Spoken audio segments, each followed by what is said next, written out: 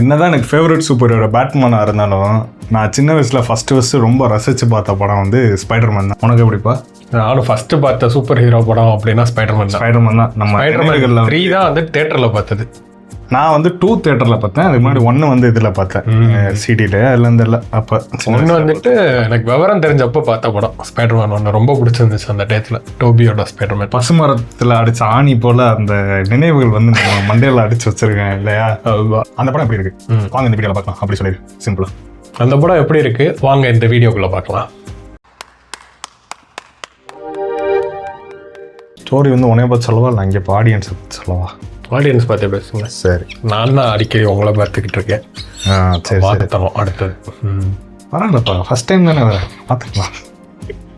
இப்படி எடிட் பண்ணி போட புரியாது. இதை போட்டு டேம் ரைட் அப்படின்னு சொல்லிட்டு போடலாம். ஃபஸ்ட்டு இந்த படம் வந்து தனியாக பார்க்கலாமான்னு கேட்டால் நீ என்ன சொல்லுவ?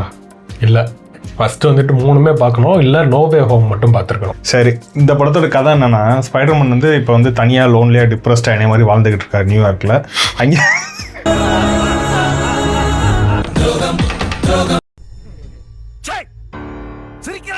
அங்கே நடக்கிற கிரைம்ஸ் எல்லாம் தடுத்துக்கிட்டு இருக்காரு. அப்போ ஒரு பயங்கரமான ஒரு அது என்ன சொல்ற பவர்ன்னு சொல்லலாம், ஒரு பவர் இருக்க ஒரு வில்லச்சி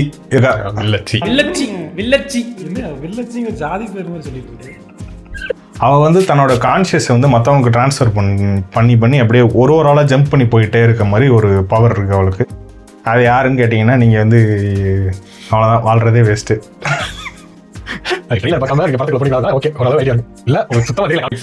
நல்லா எடிட் பண்ணி தூக்கிட்டு இப்போ நான் சொல்ல போகிறதான் வரப்போகுது. சரி சொல்லுங்க. அது யாருன்னு கேட்டிங்கன்னு வச்சுங்கிற, இது ஒன்றும் பெரிய ரகசியம்லாம் இல்லை. இந்த எம்சியூவை தொடர்ந்து ஃபாலோ பண்ணுறவங்க கண்டிப்பாக தெரியும். எம்சியூ படங்களை அவங்களுக்கு மட்டும்தான் எடுக்கிற மாதிரி படமாக மாறிடுச்சு. வேறு வெளி இடம்ஸ்க்குலாம் அவங்க இடம் கொடுக்குறதே இல்லை இப்போதைக்கு. இந்த மாதிரி அவளுக்கு வந்து பயங்கரமாக பவர்ஸ்லாம் இருக்குது. இதை எப்படி ஸ்பைடர்மேன் தடுத்தார்? அதுவோ அவருக்கு அதே மாதிரி இருக்க டிப்ரெஷன் எல்லாம் அவர் வந்து ஸ்பைடர் பியூபர்ட்டிக்குள்ளே போகிறாரு. இந்த வார்த்தை என்னைய போல அண்டர்லைன் பண்ணிக்கிட்டே இருக்கணும், அந்த சிவப்பு கூட இட்டு அண்டர்லைன் பண்ண. அதனால அவருக்கு வந்து வெப்லாம் ஆர்கானிக் வெப் வருது. அது போக அவர் கண்ணு வந்து கருப்பாகுது, அவருக்கு சென்சஸ்லாம் பயங்கரமாக ஒர்க் ஆகுது. ப்ளஸ் அவருக்கு வந்து கோவம் வந்து பயங்கரமாக வருது. இதனால ஸ்கார்பியோ போட்டு அடி வெளுத்துறாரு இல்லையா? அது பயங்கரமான சீன், ஒரு மாதிரி டெரிஃபிக்காக இருந்துச்சு ஸ்பைடர்மேன். அப்படி ஸ்பைடர்மேன் வந்து லைட்டாக டார்க்காக காமிச்சிருந்தாங்க இந்த படத்தில். இப்படி போயிட்டுருக்கு. இப்போ இது எல்லாத்தையும் எப்படி சால்வ் பண்ணி ஸ்பைடர்மேன் வந்து திரும்ப வந்து ஒரு ஃப்ரெண்ட்லி நெய்பர்ஹுட் ஸ்பைடர்மேன் ஆகுறாரு. அதான் அந்த படத்தோட கதை. இப்போ இந்த படத்தில் வந்து எங்களுக்கு வந்து ப்ளஸ்ஸாக பட்டதெல்லாம் நாங்கள் சொல்கிறோம். படத்தோட பாசிட்டிவ்ஸ் எடுத்துக்கிட்டோம்னா ஆக்ஷன் சீக்வன்ஸ். ஸோ இதில் வந்துட்டு எல்லா ஆக்ஷன் சீக்வன்ஸுமே எனக்கு ரொம்ப பிடிச்சிருந்துச்சு. குறிப்பாக கடைசியாக வர ஃபைட் சீன் பயங்கரமாக இருந்துச்சு. அந்த ப்ரிசன்குள்ளே வந்துட்டு ஹேண்ட் கேங் கூட வந்துட்டு சண்டை போடுவார். ஹேண்ட் கேங் தானே அவங்க? ஆமாம், அவங்க கூட வந்துட்டு சண்டை போடுறது நல்லா இருந்துச்சு. தப்பாக சொன்னாலும் பிரச்சனை இல்லை, உனக்கு கமெண்ட்ஸில் வந்து சொல்லுவாங்க. இல்லை நமக்கு எங்கே வீடியோவில் கமெண்ட்ஸே வரவே மாட்டேன். அப்புறம் ஏன் சொல்கிறது? அவ்வளோதான், யார் நம்மளை யார் கழுவி ஊற்றுறான் அப்படி சொல்லியாவது கமெண்ட்ஸ் வாங்கிடலாம். அது வராது வீட்டில் தூக்கிடுவீங்க. அதாவது இல்லை அவங்க போட மாட்டாங்க, கமெண்ட்ஸ் போட மாட்டாங்க. நான் வரவேற்கிறேன். நீ திட்டுங்க, இந்த வர திட்டுங்க, புதுசாக வந்துருக்காரு, யாராவது திட்டுங்க, வரவேற்கிறோம். நாங்கள் போனால் ஜனநாயகனுக்கு நான் வந்து நெகட்டிவ் ரிவ்யூ தானே கொடுத்தேன். நீ திட்டலாம்ல, இது இருக்கும்பா. எஸ், எனக்கும் ஒரு சொன்ன மாதிரி அந்த ஜெயிலில் கடைசியாக நடக்கிற அந்த ஆக்ஷன் சீக்வன்ஸ் எனக்குமே ரொம்ப பிடிச்சிருந்துச்சு. அப்புறம் அந்த சேஸ் வந்து நல்லா இருந்துச்சு. ஃபஸ்ட்டு இந்த டேங்கரை சேஸ் பண்ணிட்டு போகிற மாதிரி ஒரு சீன் ஒன்று வரும், அது வந்து சூப்பராக இருந்துச்சு. எமோஷ்னல் சீக்வன்ஸ் வந்துட்டு எல்லாமே நல்லா ஒர்க் ஆகிருந்துச்சு. குறிப்பாக ஆண்ட்மே வந்துட்டு மைண்டுக்குள்ளே காமிப்பாங்க. அந்த சீன்லாம் ஒரு மாதிரி டச்சிங்காக இருந்துச்சு. அப்புறம் எப்போல்லாம் எம்ஜே வந்துட்டு இவர் மீட் பண்ணுறாரோ அந்த சீனுமே ஒரு மாதிரி பாவமாக இருந்துச்சு ஸ்பைடர்மேனை பார்க்கும்போது. அண்ட் எனக்கு வந்துட்டு இந்த கிளைமேக்ஸ் கிட்ட ஒரு சீன் வரும், அதுலேயும் ஒரு எமோஷன் இருக்கும். அது ரொம்ப சூப்பராக இருக்கும். ஜீன் கிரேவும் ஸ்பைடர்மேனும் பேசுகிற மாதிரி அந்த சீனுமே ஒரு ஏன் அவர் வந்துட்டு ஸ்பைடர்மேனாக இருக்காருங்கிறத காமிச்ச மாதிரி இருக்கும். அந்த சீன் ரொம்ப நல்லா இருந்துச்சு. எனக்குமே எமோஷன் சீன்ஸ்லாம் ரொம்பவே நல்லா இருந்துச்சு. எஸ்பெஷலி அந்த பீட்டர் பார்க்கர் மீட் பண்ணுற அந்த சீன், அது தரமான ஒரு சீனாக இருந்துச்சு. த அமேசிங் ஸ்பைடர்மேன் பார்ட் 2க்கு அப்புறம் ஸ்பைடர்மேனை பயங்கரமான எமோஷனலாக காமிச்சது இந்த படத்தில் தான். ஆமாம். அவரோட பர்சனல் லைஃபே இருக்காது பீட்டர் பார்க்கருக்கு, வெறும் ஸ்பைடர்மேன் அப்படின்னு இருக்கும். அது கொஞ்சம் டிப்ரெஸிங்காக இருக்கும் பார்க்க. நீங்கள் வந்து ஸ்க்ரீனில் வந்து பார்க்குறதுக்கு வந்து பேட்மேனும் ஸ்பைடர்மேன் வந்து பயங்கரமாக தெரியல. ஆனால் உங்கள் லைஃப் வாழணும்னு நினச்சிங்கன்னா என் வாழ்க்கை மாதிரி டிப்ரெஸ்டாக தான் இருக்கும். ஒரு மனுஷனோட டிப்ரெஷன் இன்னொரு மனுஷனுக்கு சிரிப்பாக இருக்குது பாருங்க. டிப்ரெஷன் நீங்கள் இப்போ ஸ்பைடர்மேன் மாதிரி வாழ்ந்துக்கிட்டு இருக்கீங்களா? இப்போ பேட்மேன் மாதிரி பேட்மேன் மாதிரி அம்மா அப்பாவோட அப்புறம் இவங்க எடுத்துக்கிட்ட இந்த கதைக்களம் இருக்கு இல்லையா, அது வந்து ரொம்ப சூப்பரான ஒரு கதைக்களமாக இருந்துச்சு. ஸ்பைடர்மேனுக்கு வந்து ஒரு செம்ம கேரக்டர் ஆர்க் ஒன்று வந்திருக்கும். அது வந்து சொல்கிறதுக்கு வார்த்தை இல்லை. ஸ்பைடர்மேன் மூவி நான் ஆப்வியஸாக நல்லா தான் இருக்கும்னு நினச்சி போனேன். சூப்பராக இருந்துச்சு. எக்ஸ்பெக்டேஷன் இருந்ததை விட எக்ஸ்பெக்டேஷனே மீறி போச்சு. அந்த அளவுக்கு நல்லா இருந்துச்சு. நமக்கு ஆல்ரெடி ட்ரெய்லரு டீசர்லாம் பார்த்து ஒரு பயங்கரமான எக்ஸ்பெக்டேஷன் இருந்துச்சு. படம் வந்து அந்த இதை தாண்டிடுச்சு. கற்றுக்கோங்கடா. இதுக்கு முன்னாடி வந்த படங்களில் வந்து ஸ்பைடர்மேனுக்கு வந்து என்ன மாதிரி சூட் கொடுத்துருப்பாங்கன்னா, அவர் ஆக்சுவலாக போட்டு தான் நடிச்சிருப்பார் ஒரு ரெஃபரன்ஸ்க்காண்டி ஒரு சூட்டு. பட் ஆனால் படத்தில் காமிக்கும்போது அது வராது. படத்தில் வந்து டோட்டலாக வந்து சிஜி பண்ண ஒரு சூட் தான் வரும். அது பார்க்கும்போது சம்டைம்ஸ் எனக்கு அந்த அன்கேனி இது வந்து ஃபீல் ஆகும். அன்கேனியாக இருக்குது. ஒரு ரப்பர் மாதிரி இருக்கும், ரப்பர் துணி மாதிரி இருக்காது, அந்த மாதிரி இருக்கும். அது ஒரு மாதிரியாக இருக்கும். அது வந்து எல்லா சீன்லையுமே அப்படி இருக்குன்னு சொல்ல முடியாது. பட் ஒரு சில சீனில் அப்படி இருந்துச்சு. இந்த படத்தில் வந்து ப்ராக்டிக்கல் ஷூட் தான். உண்மையிலே ஒரு ஷூட் போட்டு தான் நடிச்சிருக்காரு டாம் ஹாலண்ட். அது வந்து நமக்கு பார்க்கும்போது தெரியுது. இந்த துணியில் இந்த இடத்துல இருக்க சுருக்கங்கள், கழுத்துக்கிட்ட இருக்க சுருக்கங்கள், அதெல்லாம் வந்து நல்லா தெளிவாக காட்டுது. ஸோ எனக்கு வந்து இந்த சூட் வந்து எனக்கு வந்து ரொம்ப பிடிச்ச ஒரு சூட்டாக இருந்துச்சு. அதுலேயும் குறிப்பாக சூட்டில் வந்துட்டு எப்படின்னா அது ரொம்ப கிளாசிக்கான ஒரு டிசைனில் இருக்க மாதிரி இருக்குது. அது ரொம்ப நல்லா இருந்துச்சு. ஸ்பைடர் லோகோ ஆகட்டும், பின்னாடி இருக்க லோகோ, மாஸ்க்குமே பழைய மாஸ்க்குக்கும் இதுக்கும் லைட்டாக உங்களுக்கு டிஃப்ரென்ஸ் சொல்ல முடியும். அந்த மாதிரி தான் இருக்குது. லைட்டாக இல்லை, ஹெவியாகவே சொல்லலாம். அடுத்து வெப் ஸ்விங்கிங். இந்த படத்தில் வெப் ஸ்விங்கிங் வந்து ப்ராக்டிக்கலாக யூஸ் பண்ணியிருக்காங்க. அது வந்து பார்க்குறதுக்கு வந்து ரொம்பவே சூப்பராக இருந்துச்சு. சில கேமராலாம் வந்துட்டு அப்படியே ஸ்பைடர்மேன் ஸ்விங் ஆகும்போது அவரோட பாயிண்ட் ஆஃப் வியூவில் வர மாதிரி கேமரா அதெல்லாம் வச்சுருந்தாங்க. அது வந்துட்டு அதெல்லாம் வந்து ரொம்பவே சூப்பராக இருந்துச்சு. மியூசிக் ஆப்வியஸாக ஆல்ரெடி போட்ட அந்த ஸ்பைடர்மேனில் இருந்த அதே மியூசிக் தான். அது சூப்பராகவே இருந்துச்சு. ஆமாம், மியூசிக் ஆகட்டும், அந்த வெப் ஸ்விங்கிங்குமே வந்துட்டு அருமையாக இருந்துச்சு.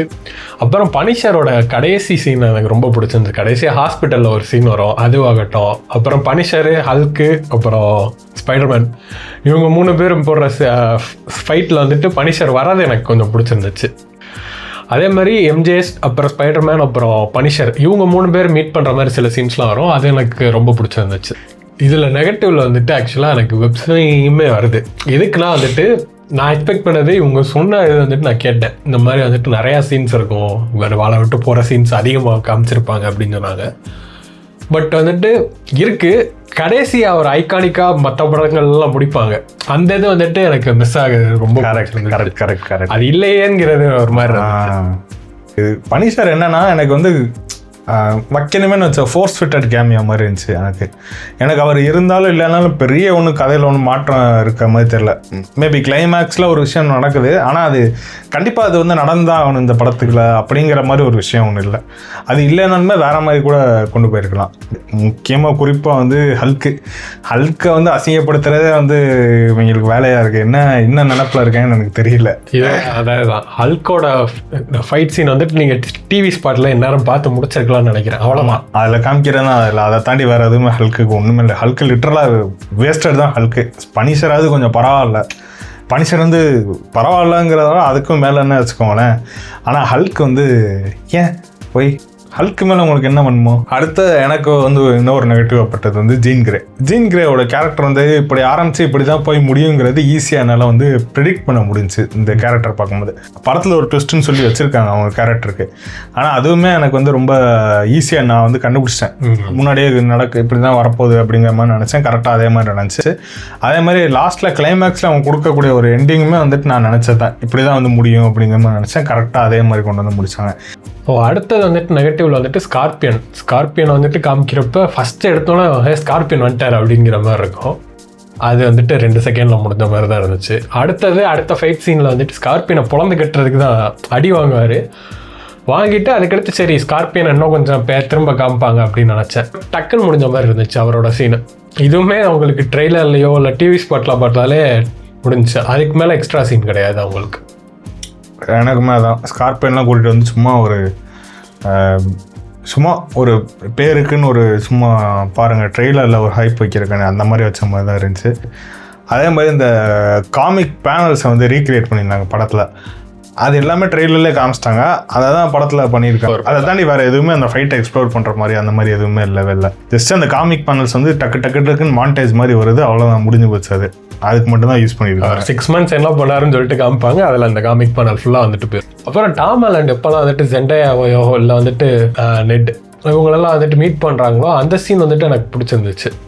எப்போல்லாம் இவங்க 3 பேர் சேர்ந்துருக்காங்களோ அந்த சீன் வந்துட்டு சூப்பராக இருக்க மாதிரி இருக்கும். எமோஷ்னலாக ஒரு மாதிரி நல்லாயிருக்கும். அண்ட் பொதுவாகவே வந்துட்டு ஸ்பைடர்மேனுக்கு இருக்க ஒரு பெரிய கேர்ஸ் என்னன்னா, காமிக்ஸ்லேயும் சரி படத்துலேயும் சரி ஸ்பைடர்மேன் சஃபர் ஆகிற மாதிரி எடுத்தால் தான் வந்துட்டு நல்லா இருக்கும்னு சொல்லிட்டு நிறையா பேர் யோசிப்பாங்க. இந்த படத்தில் ஸ்பைடர்மேனோட சஃபரிங் நிறையா பார்க்க முடியும். ஓவரால் அந்த படம் எங்களுக்கு எப்படி இருந்துச்சுன்னா சூப்பராக இருந்துச்சு. ஒர்த் ஆஃப் வாட்சிங். பாருங்க எப்படி கேட்க ஆரம்பிக்கிறாரு பாருங்க. சூப்பராக இருந்துச்சு, நல்லா இருந்துச்சு, சூப்பராக இருந்துச்சு படம். கண்டிப்பாக ஸ்பைடர்மேன் ஃபேனு இல்லை MCU நீங்கள் ஃபாலோ பண்ணியிருக்கீங்கன்னா கண்டிப்பாக பாருங்கள். இந்த படம் வந்து ஒரு தரமான படமாக இருக்கும். அண்ட் எனக்கு வந்து MCU வந்து இப்போ வந்து ஒரு நல்ல ட்ராக்கில் போயிட்டுருக்க மாதிரி தோணுது. இதை அப்படியே பிடிச்சா இதே மாதிரி கொண்டு போகும். இப்போ நீங்கள் சொன்னோட தான் ஞாபகம் வருது. ஆக்சுவலாக ஃபீமேல் கேரக்டர்ஸ் எழுதுறது வந்துட்டு இந்த படத்தில் தண்டர்போல்ட்ஸை பாட்டு இந்த படத்துலேயே சொல்கிறேன். இந்த படத்தில் யாரு? ஜீன் கிரேவே சொல்கிறேன். அவளை நமக்கு வந்துட்டு ஃபோர்ஸ் பண்ணி ஃபிட் பண்ண மாதிரி இல்லாமல் அந்த இது நான் தான்டா அப்படிலாம் இருக்காது. உண்மையிலே அந்த எமோஷன் ஆகட்டும், ஜீன் கிரேவோட ஃப்ளாஷ்பேக்கில் வர எமோஷனு அதெல்லாம் வந்துட்டு நல்லா கலெக்ட் ஆச்சு. ஆமாம், ஸ்டோரி வந்துட்டு எனக்கு வேணும், அதை தான் நம்ம எதிர்பார்க்குறோம். தண்டர்போல்ட்ஸ் படத்துலேயே வந்து சூப்பராக. ஆமாம், அது தண்டர்போல்ட்ஸ் ஆகட்டும், அப்புறம் அந்த இன்னொரு படம் என்னது ஃபென்டாஸ்டிக் ஃபோர், அதில் வந்ததாகட்டும், எல்லாமே சூப்பராக பண்ணியிருந்தாங்க. நெக்ஸ்ட் வீடியோ பார்க்கலாம். நன்றி, வணக்கம். Done done.